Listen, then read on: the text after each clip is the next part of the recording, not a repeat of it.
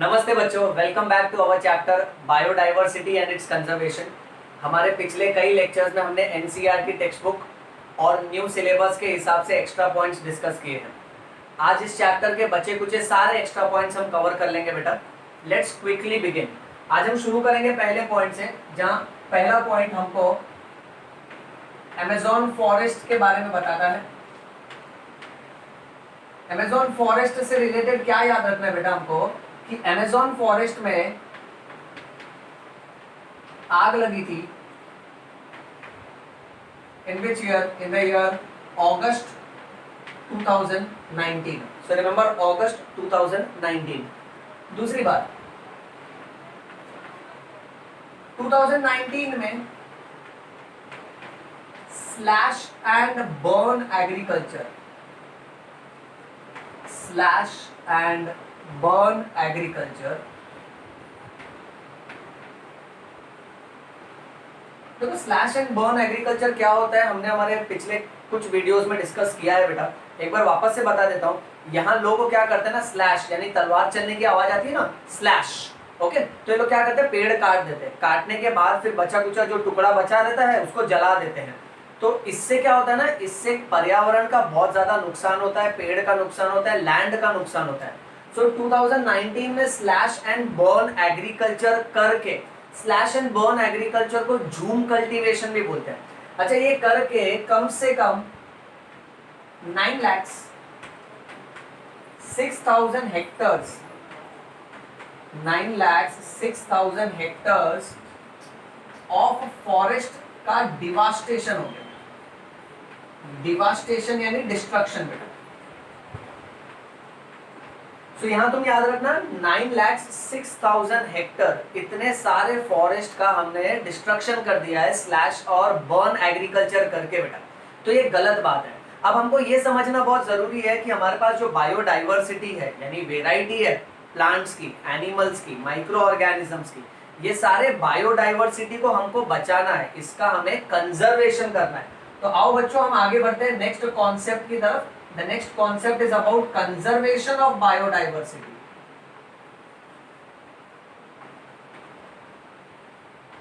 Now when we say conservation of biodiversity, it means that कि हमको इस biodiversity को बचाना है बेटा। अच्छा, और बचाने के दो रास्ते हैं। ओके, पहला जो मेथड है ना उसको हम लोग बोलते हैं इन सिटू कंजर्वेशन। इन सिटू कंजर्वेशन में हमको याद रखना है कि यहां पर हम लोग जानवर को उसके घर में ही बचाएंगे। So you can say in house protection. सो अगर किसी जंगली जानवर को बचाना है, उसकी तादाद बहुत कम हो गई है, ओके राइट, और वो जंगली जानवर एक्सटिंक्ट होने वाला है, तो जानवर को मत बचाओ, उसके घर को बचाओ, उसके फॉरेस्ट को बचाओ। उसके फॉरेस्ट को कोई छेड़छाड़ नहीं करना चाहिए, उसके फॉरेस्ट के पेड़ कोई काटना नहीं चाहिए, वहां किसी भी तरह की ह्यूमन एक्टिविटीज नहीं होनी चाहिए। इसको हम लोग बोलते हैं इन सिटू कंजर्वेशन, जहां जानवर की रक्षा की जाती है उसी के घर में बेटा। So that is in house protection. अब इसका एग्जाम्पल हमको ये याद रखना है। पहला एग्जाम्पल है बेटा कान्हा फॉरेस्ट जो है ना, उसको अब टाइगर रिजर्व डिक्लेयर कर दिया है बेटा। यानी वहां के टाइगर्स को बचाने के लिए पूरे फॉरेस्ट को है ना रिजर्व जोन डिक्लेयर कर दिया है, जहां पर किसी भी तरह की ह्यूमन एक्टिविटीज अलाउड नहीं है। अच्छा, फिर एक और कहानी है बेटा। अब ये कहानी है पावरा ट्राइबल्स की। ओके, ट्राइबल कम्युनिटी है, जैसे आदिवासी होते हैं ना बेटा जंगल के, वैसा। ओके, वैसी एक पावरा ट्राइबल्स है, एक कम्युनिटी है। सर ये कहाँ की कम्युनिटी है बेटा? तो ये कहानी है सातपुड़ा, सातपुड़ा इन महाराष्ट्र।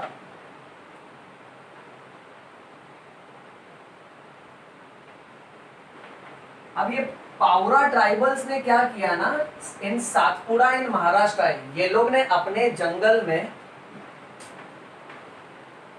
कॉर्न यानी मकई जो है ना, मकई की वेराइटी की रक्षा की। ओके, सो कॉर्न को प्रोटेक्ट किया बेटा, एंड प्रोटेक्ट कर करके अलग अलग तरह की मकई जिसके कर्नल, कर्नल यानी उसके दाने का रंग अलग अलग है, ऐसे अलग अलग कलर के कर्नल्स वाले कॉर्न की रक्षा की है बेटा।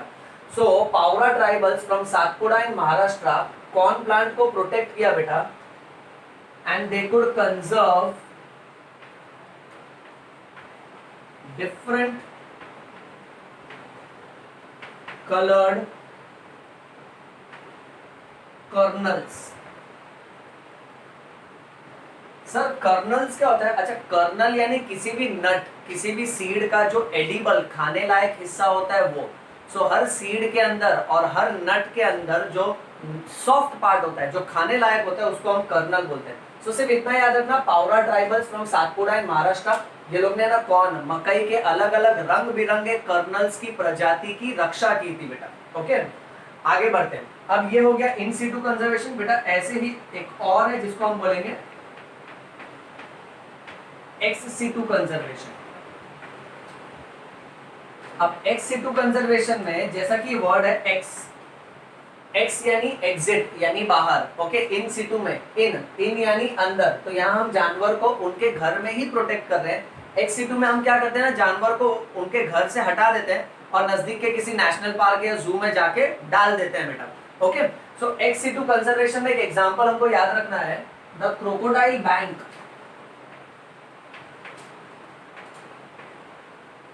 सर ये कौन सा नया बैंक है? बायो बहुत अमेजिंग है। बैंक की जब भी बात करें तो कॉमर्स के हिसाब से हमको लगता है पैसे की बात हो रही है, पर बायो में कैसा होता है? बायो में होता है स्पर्म बैंक, जहाँ पे स्पर्म्स अवेलेबल होते हैं, जीन बैंक, जहाँ पर जीन्स अवेलेबल होते हैं, सीड बैंक। अब देखो क्रोकोडाइल बैंक, सर ये क्या बैंक है? यहाँ पैसा नहीं मगरमच्छ मिलेगा। Okay fine. अब क्रोकोडाइल बैंक जो है ना बेटा, ये कहाँ पर फॉर्म किया गया है? ये है चेन्नई में। तो ये एक एग्जांपल अच्छे से सब लोग याद कर लीजिए, बहुत जरूरी है बेटा। अब आगे बढ़ेंगे एक अलग ही कहानी की ओर। अब ये जो कहानी है ना, this story is of doctor Akira Miyawaki. Doctor Akira Miyawaki, अब इसकी कहानी ध्यान से सुनो। डॉक्टर अकीरा मियावाकी ने क्या किया था ना, जापान के अलग अलग जंगलों की डिटेल में पढ़ाई की थी, खास करके धार्मिक जंगलों की। और वो जंगलों की पढ़ाई करने के बाद एक खास किस्म की टेक्निक डेवलप किया, जिसके माध्यम से हम पेड़ों को बहुत ही तेजी से उगा सकते हैं। और इतने तेजी से उगा सकते हैं ना, तो जो जमीन पूरी तरह से नष्ट हो चुकी है, वो जमीन पे हम पूरा का पूरा फॉरेस्ट, पूरा का पूरा जंगल खड़ा कर सकते हैं, वो भी काफी कम समय में। आइए बढ़ते हैं डॉक्टर अकीरा मियावाकी की स्टोरी की तरफ बेटा। Doctor Akira Miyawaki studied native forest, studied native forest in Japan. अच्छा, अब नेटिव फॉरेस्ट इन जापान में स्पेशली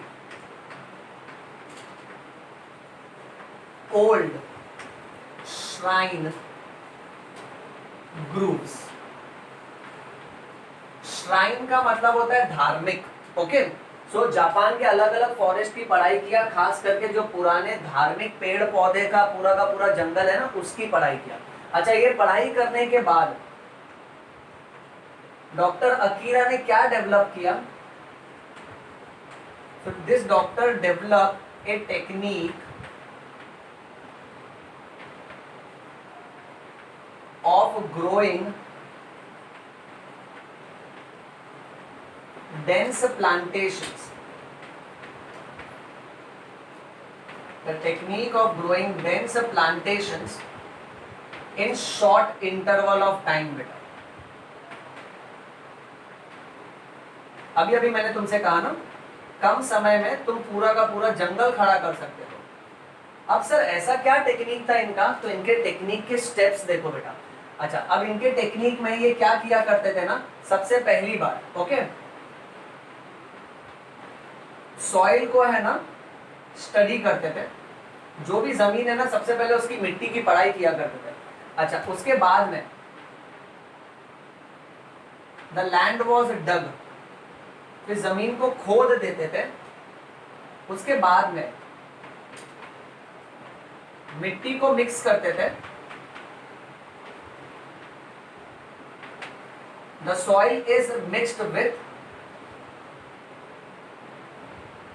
ह्यूमस। ह्यूमस जानते हो बेटा, ह्यूमस होता है ये काली मिट्टी जैसा होता है, खाद। ओके राइट, जब तुम है ना मिट्टी के अंदर सबका सब वेस्ट डाल दो, ओके, काउ डंग डाल दो, ह्यूमन डंग डाल दो, वेस्ट डाल दो, प्लांट के बचे कुचे मरे हुए हिस्से डाल दो, ब्रांचेस डाल दो, अर्थवॉर्म डाल दो, पानी डाल दो, तब जाके ना ये सबका सब मटेरियल डीकम्पोज होता है बेटा। और डीकम्पोज होने के बाद ना ह्यूमस बन जाता है।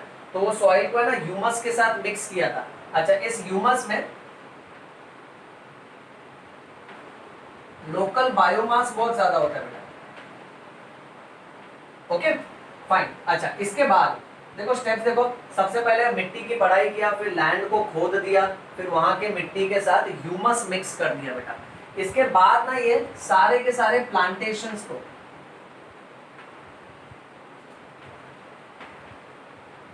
Plantations were done in layers, एक के ऊपर एक है ना लेयर्स बना के है ना प्लांट्स को ग्रो किया जाता था। दूसरी बात, plants were grown close to each other,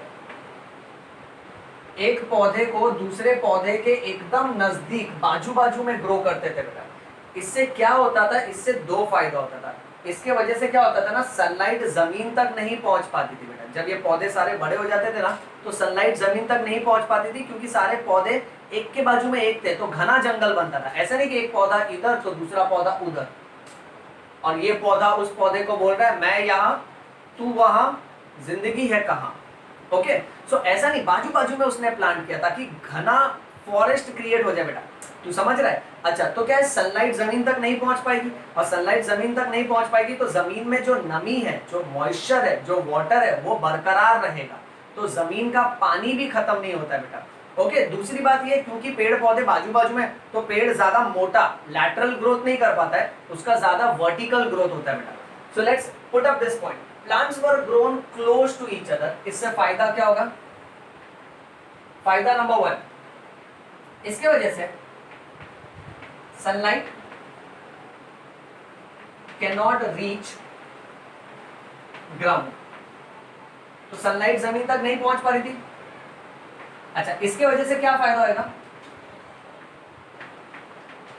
moisture of the soil is retained, so मिट्टी का जो पानी है ना वो बरकरार है बेटा। Okay, the moisture of the soil is retained.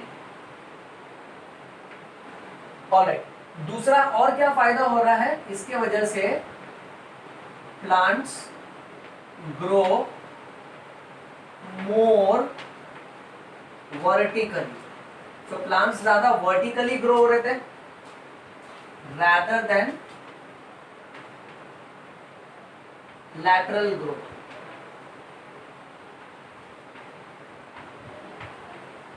Okay, ये समझा बेटा।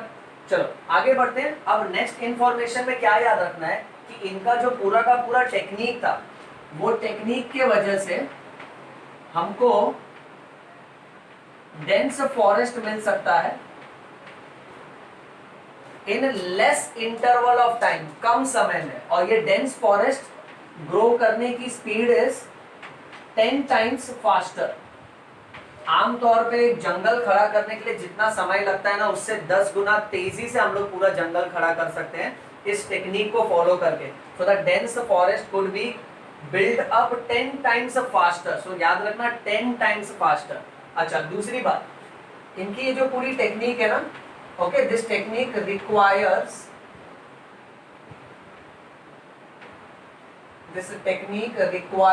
caring for 3 years। 3 साल तक बस शुरुआती में अच्छे से ध्यान देना पड़ता है, फिर सारे पेड़ धपाधप ग्रो होते हैं बेटा। धपाधप यानी आवाज नहीं आता है, वो शांति से ही ग्रो होते हैं, समझ नहीं कर बेटा। ओके, सो सारे के सारे पेड़ है ना फटाफट ग्रो होने लगते हैं बेटा। यहाँ ड्यूरेशन याद रखना है, requires caring for only 3 years। समझ रहे हैं ना बेटा। ओके, आगे बढ़ते हैं। अब ना एक और बात ये याद रखो कि इस तरह का टेक्निक कहां कहां पर प्रैक्टिस किया गया है। तो ये टेक्निक प्रैक्टिस किया गया है चंद्रपुर में, ये टेक्निक प्रैक्टिस किया गया है मुंबई में और बेंगलुरु में।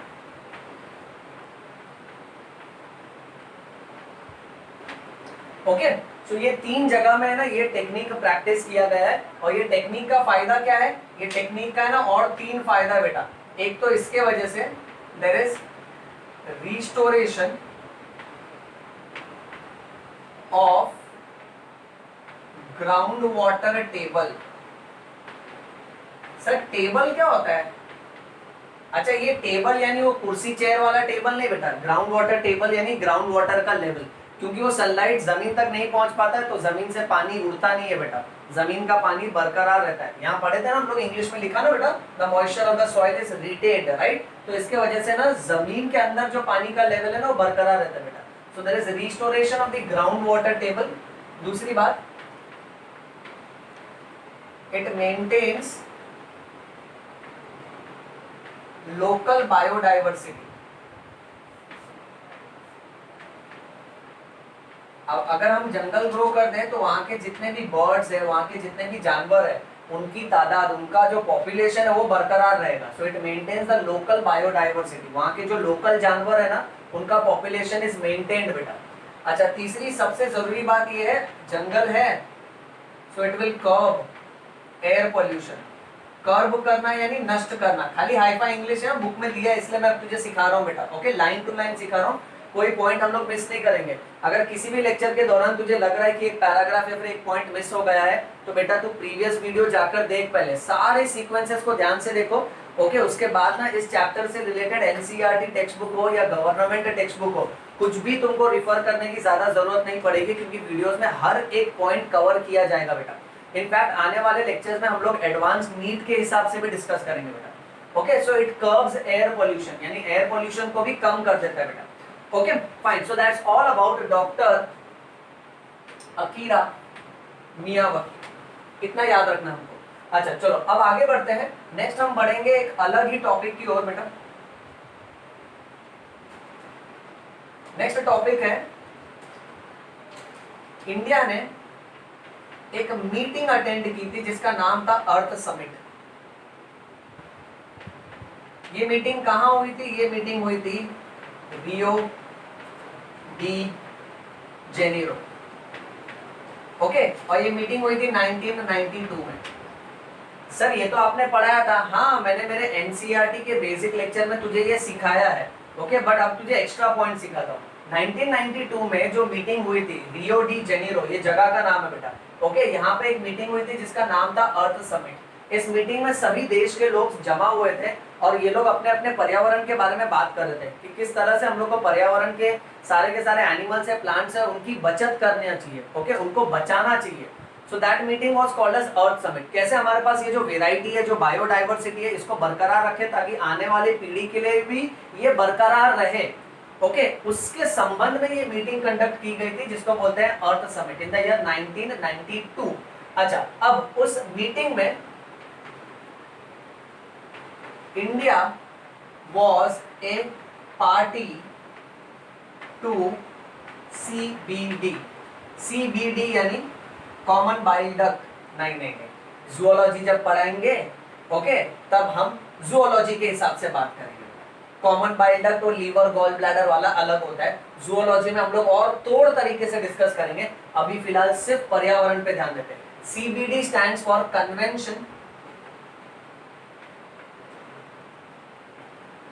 Convention on Biodiversity, or you can say Convention on Biological Diversity।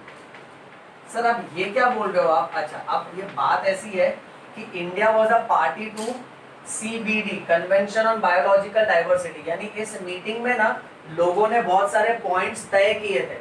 जैसे तुम्हारी कहीं नौकरी लगती है ना तो कंपनी वाला कैसे बहुत सारे पॉइंट्स तय कर देता है, तुम इतने बजे आओगे, इतने बजे जाओगे, तुमको इतनी छुट्टी मिलेगी, टर्म्स और कंडीशंस बोलते हैं, तुम्हारा सैलरी इतना होगा, राइट। ओके, वैसे ही ना इस मीटिंग में ना बहुत सारे टर्म्स डिसाइड किए गए थे। उसको है ना प्रॉपर इंग्लिश के हिसाब से ट्रीटी बोलते हैं।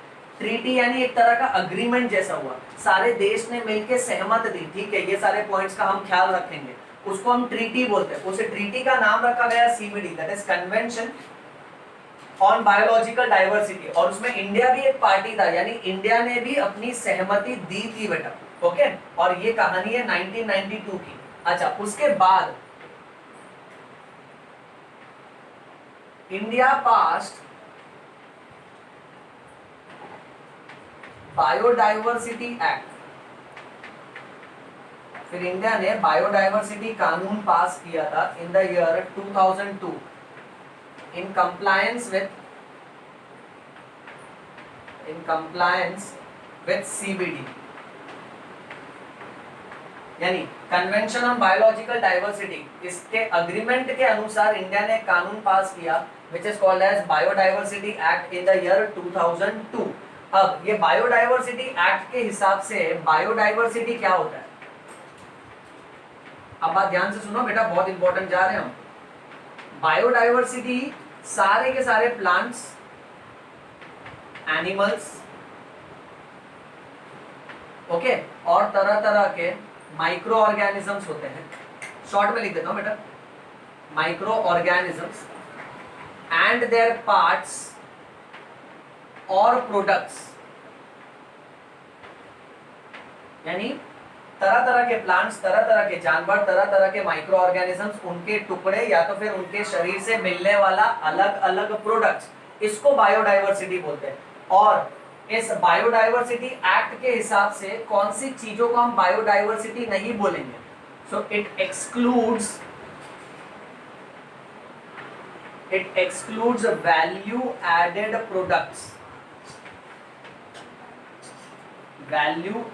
प्रोडक्ट्स, एंड ह्यूमन जीन और ह्यूमन जेनेटिक मटेरियल। तो इसमें वैल्यू एडेड प्रोडक्ट और ह्यूमन जेनेटिक मटेरियल्स को काउंट नहीं किया जाता है। इतना समझे बच्चों? ओके, चलो बच्चों, इसका आप लोग स्क्रीनशॉट ले लो, फिर हम आगे बढ़ते हैं। क्लियर? Fine, okay. अब मैं इस तरफ का पार्ट रब कर देता हूं बेटा।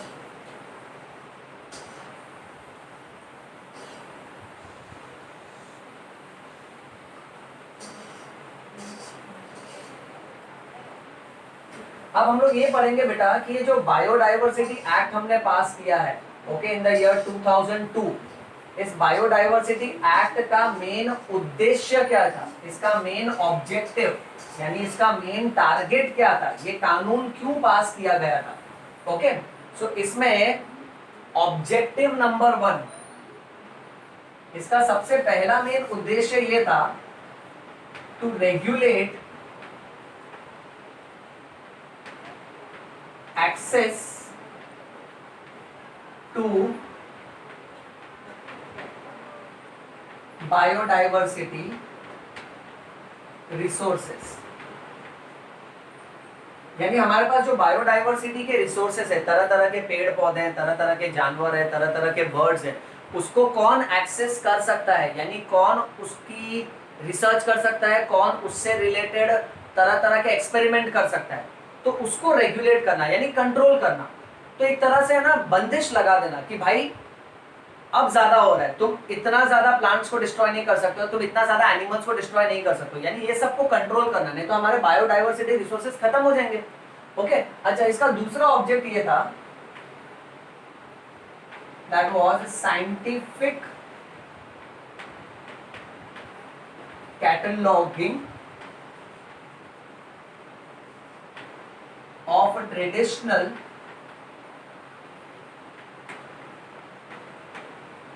of traditional biodiversity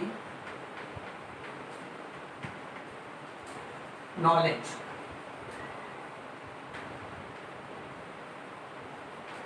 okay, scientific cataloguing, scientific catalogue क्या होता है? ओके, एक तरह का है ना, ये मेनू होता है बेटा, जैसे होटल का कैसे मेनू रहता है, ओके, किसी कंपनी का कैसे मेनू रहता है, उसमें लिखा रहता है ये कंपनी अभी बनी थी, उसमें इतने मेंबर्स है, ये इसका डायरेक्टर है, इसकी ये क्वालिफिकेशन है।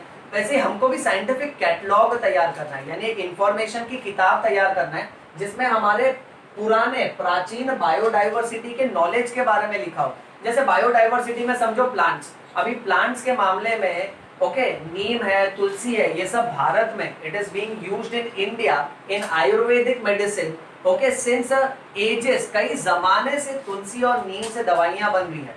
तो ये हमारा साइंटिफिक कैटलॉग है, यानी ये हमारा नॉलेज है। अब कल को उठ के कोई और नहीं बोल सकता कि तुलसी और नीम से मैंने दवाई बनाया, नहीं, ये भारत का श्रेय है, ये क्रेडिट भारत को जाना चाहिए, क्योंकि उसके आयुर्वेदा में ये बायोडाइवर्सिटी का नॉलेज का इस्तेमाल ऑलरेडी डॉक्यूमेंटेड है बेटा। ओके, तो सारे के सारे इंफॉर्मेशन को साइंटिफिक तरीके से कैटलॉग करना, उसको जमा करना, ये भी इस कानून का मेन ऑब्जेक्टिव्स था बेटा। Okay, so we have got the two objectives that we are supposed to remember. Next, ये कानून को बरकरार रखने के लिए 3 टायर सिस्टम बनाया गया था बेटा। 3 टायर सिस्टम मतलब इस कानून की देखरेख 3 लोग करेंगे, नीचे से लेकर ऊपर तक। ओके, सबसे ऊपर है NBA, that stands for National Biodiversity Authority। Okay, ये फुल फॉर्म याद रख लेना बेटा, बहुत जरूरी है, नेशनल बायोडाइवर्सिटी अथॉरिटी। अच्छा, उसके बाद आता है SBB, that is state biodiversity board. By heart करते जाना बेटा। ओके, फिर तीसरा है BMC, that is biodiversity managing committee. तो देखो ना, देश के लेवल पे, कंट्री के लेवल पे NBA है, नेशनल बायोडाइवर्सिटी अथॉरिटी, स्टेट के लेवल पे ये है, and then we have BMC, that is biodiversity managing committee. ये याद रखो। सो इस 3 तरह के पूरे डिपार्टमेंट को क्रिएट किया गया था, that is called as 3 tier system. और ये 3 टायर सिस्टम किस बात का ख्याल रखता था, that any NRI, okay right, और कोई भी फॉरेनर अगर किसी भी तरह का कमर्शियल या रिसर्च या एक्सप्लॉयटेशन करता है,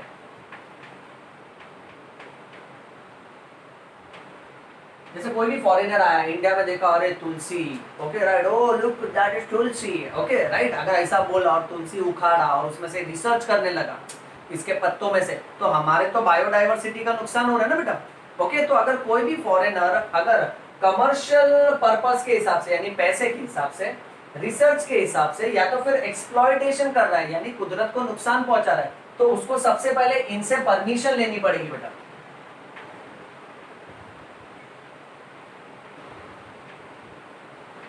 ओके, और अगर इनसे परमिशन नहीं लिया ना, तो उसको जुर्म माना जाएगा, उसको क्राइम माना जाएगा, क्योंकि ये जो 3 टायर सिस्टम है ना, इनके पास पावर है सिविल कोर्ट का बेटा, सिविल कोर्ट का पावर है। और अगर किसी ने भी है ना इस तरह का कायदा कानून तोड़ा और ज्यादा ओवर एक्सप्लॉयटेशन किया हमारे कुदरत का, ओके, तो उसको जेल भी हो सकती है, या तो फिर उसको 10 लाख रुपया जुर्माना मारा जाएगा, फाइन मारा जाएगा बेटा। ये समझे सब लोग? ओके, चलो आगे बढ़ते हैं बेटा। तुम ये 3 शॉर्ट फॉर्म फुल फॉर्म याद कर लो, तब तक मैं ये नेक्स्ट सेक्शन रब कर देता हूं।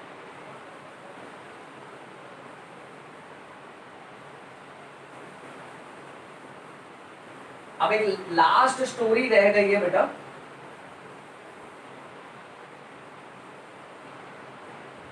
उसके बाद we are done with biodiversity का बेसिक कॉन्सेप्ट्स।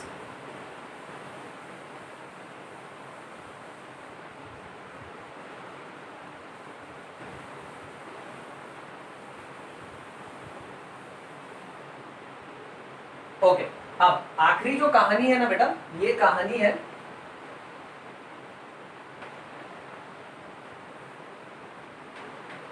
रहीबाई पोपरे की। ओके, ये एक वुमेन का नाम है, एक औरत का नाम है, रहीबाई पोपरे। अच्छा, ये कहां से आई है? ये अहमदनगर के एक छोटे से गांव से आई है। इनको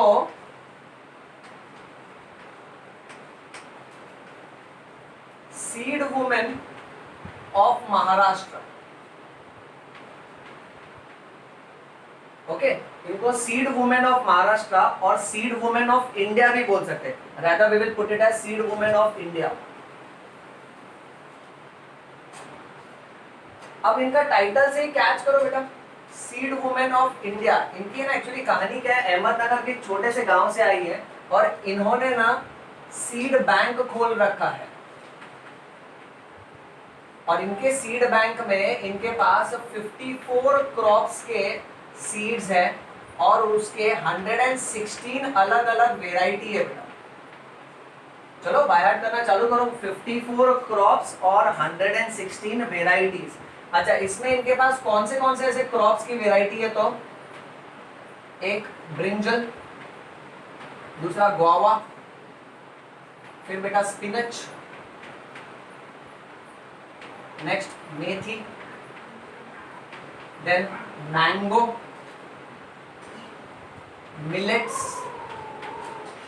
मिलेट्स के बाद में पल्सेस।